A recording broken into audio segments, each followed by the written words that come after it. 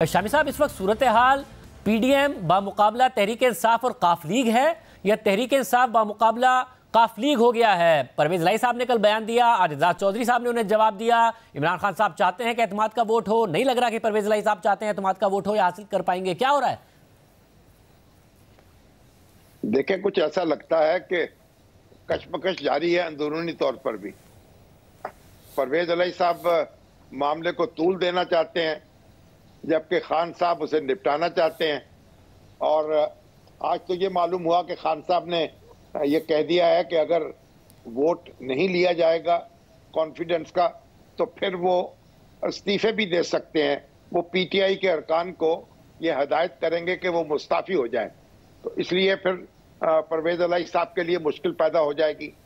तो लगता ये है कि अंदरूनी एक थोड़ी सी खींचातानी जारी है और जो बागी हैं इस वक्त पीटीआई की सफ़ों के, उनको भी हमवार किया जा रहा है और कोशिश की जा रही है कि किसी न किसी तौर ये मामला 2-3 दिन में निपटा दिया जाए। सब मगर अगर एतमाद का वोट ना ले पाए, जो कि शायद लग रहा है कि ना ले पाए, कुछ तहरीक इंसाफ के अपने ज़राए भी बता रहे हैं कि मुश्किल होगा, तो उसके बाद एक दफ़ा फिर वज़ीर आला का इलेक्शन होगा, तो उसमें भी पीडीएम के पास नंबर पूरे होंगे, क्योंकि वहाँ मामला अगर रन ऑफ पे जाता है तो भी लगता है कि पीटीआई और काफ लीग के नंबर ज़्यादा हैं। काफ लीग और पीटीआई का इत्तेहाद भी रह सकेगा एक और दोबारा इलेक्शन के लिए। अब देखना होगा कि दोबारा इलेक्शन के लिए मुत्तहिद रहते हैं या नहीं। वैसे तो पीटीआई के कई दोस्त मुझे मिले हैं, तो वो कॉन्फिडेंट हैं कि अगर री इलेक्शन हुआ तो उसमें भी उनके नंबर ज़्यादा होंगे। लेकिन मुस्लिम लीग नून की तरफ से ये दावा किया जा रहा है कि एक बगावत होगी और बड़ी तादाद में वोट नहीं मिलेंगे पीटीआई को। अब ये दावे दोनों तरफ से हो रहे हैं, लेकिन अमली तौर पर क्या होगा ये तो आने वाला वक्त ही बताएगा।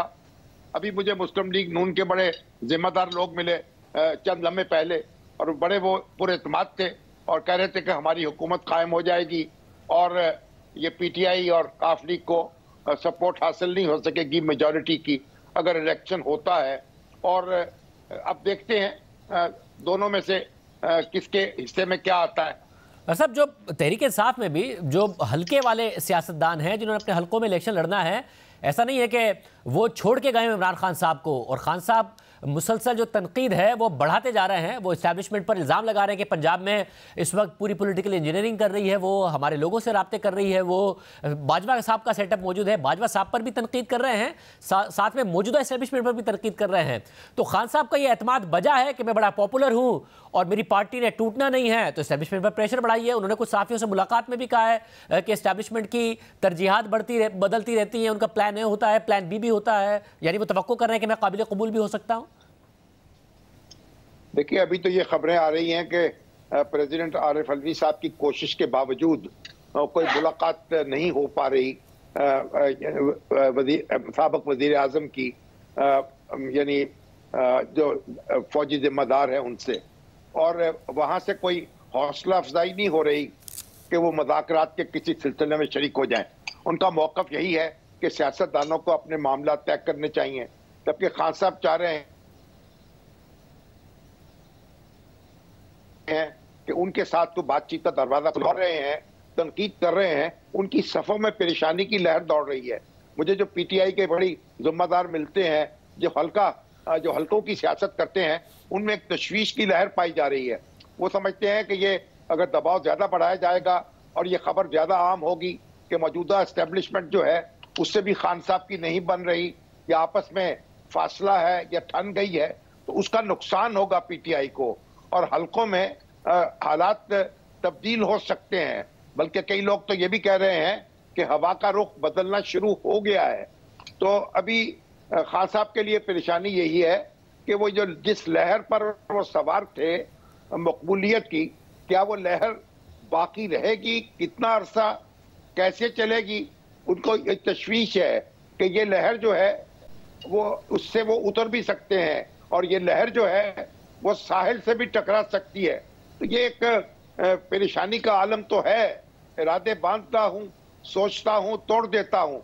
तो जितना दबाव वो बढ़ा रहे हैं, मेरा ख्याल उतना दबाव कम हो रहा है, क्योंकि जो मौजूदा एस्टेब्लिशमेंट है वो भी टस से मस नहीं होने की, वो अपने रास्ते पे डटी हुई है और उसका कहना यह है कि हम इस सियासत में शरीक नहीं होंगे और इसमें हरीफ नहीं बनेंगे और इनको चाहिए कि आपस में बैठें। जबकि खान साहब जो हैं, जो उनके अहले सियासत हैं, जो उनके हरीफ हैं, उनको तस्लीम करने को तैयार नहीं है और ये उनकी उलझन है और इसको कैसे सुलझाएंगे ये तो खुद मेरा ख्याल उनकी समझ में भी नहीं आ रहा और उनके जो दोस्त हैं, उनके जो करीबी लोग हैं, वो भी इस हवाले से बड़े मुतरद्दद हैं।